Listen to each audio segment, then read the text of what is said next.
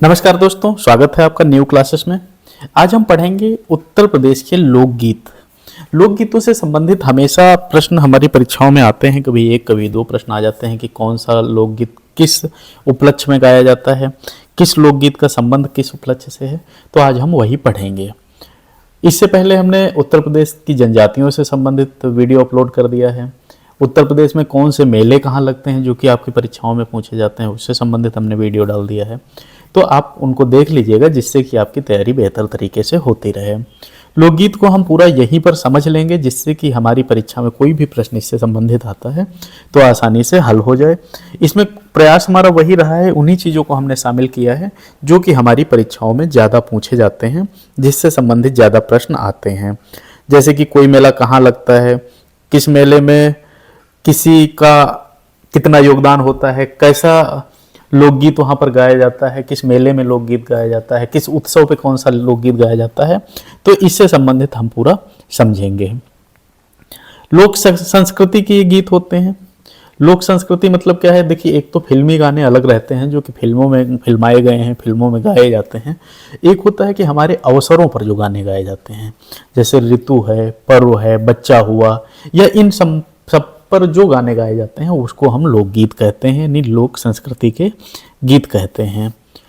इन लोकगीतों में जैसे कहते हैं जनमानस की भावनाएं जुड़ी होती हैं, रीति रिवाज अपने जुड़े होते हैं, परंपराएं दिखती हैं। ये हमारी जो दादियां हैं, मम्मी हैं, ये लोग इसके बारे में विस्तृत बता सकती हैं कि ये पूरे गाने जन भावनाओं से संबंधित होते हैं, जो कि हमारी जन भावनाएं परंपराएं दिखाती हैं और लोकगीतों में वही गाई जाती हैं।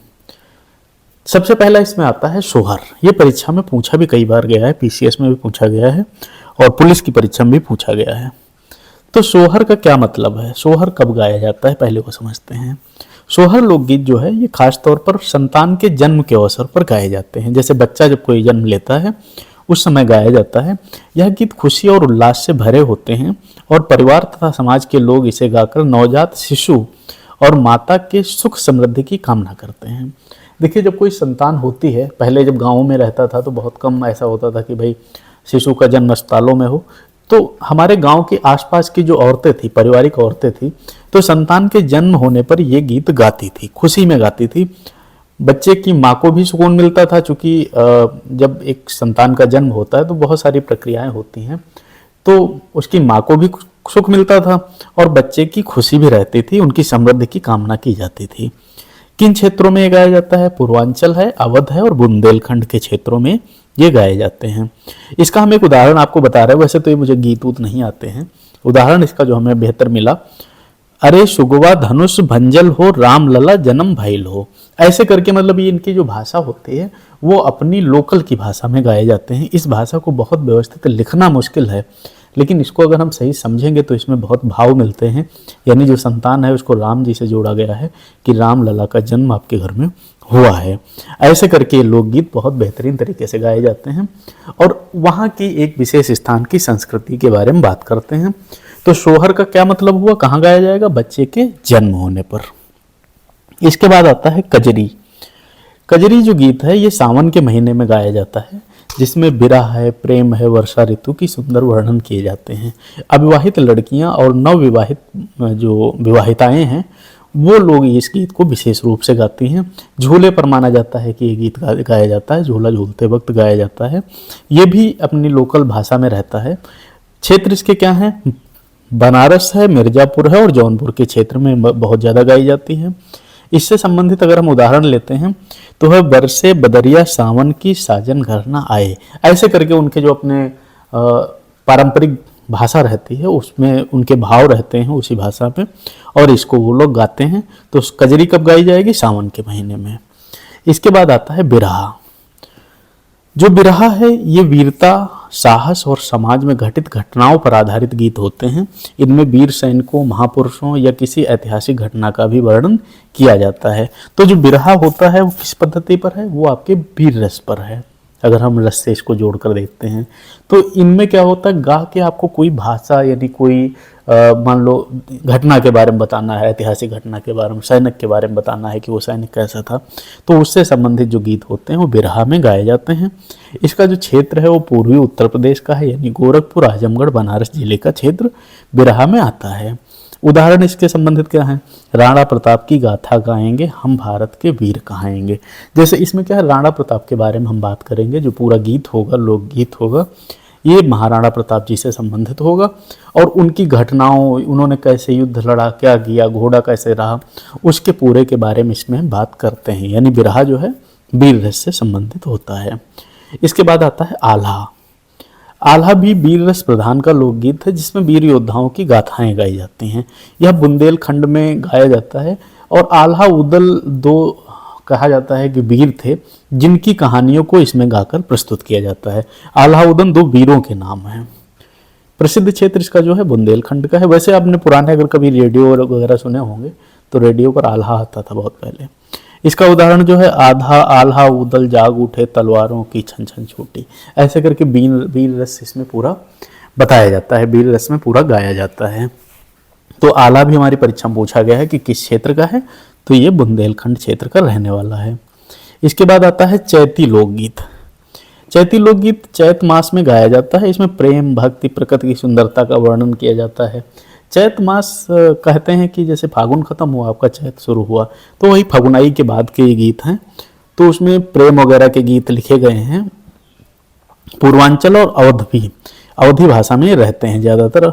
उदाहरण इसका क्या रहेगा? फगुआ बीतल रे अइले न बालमा, मतलब उनकी जो अपनी पारंपरिक भाषा या भावना है उसको लिखा गया है। फागुन खत्म हुआ, फागुन खत्म हुआ मतलब जो हमारा फगुनई के गीत होते हैं वो पूरे होते हैं होली में, उसके बाद ये गीत गाए जाते हैं।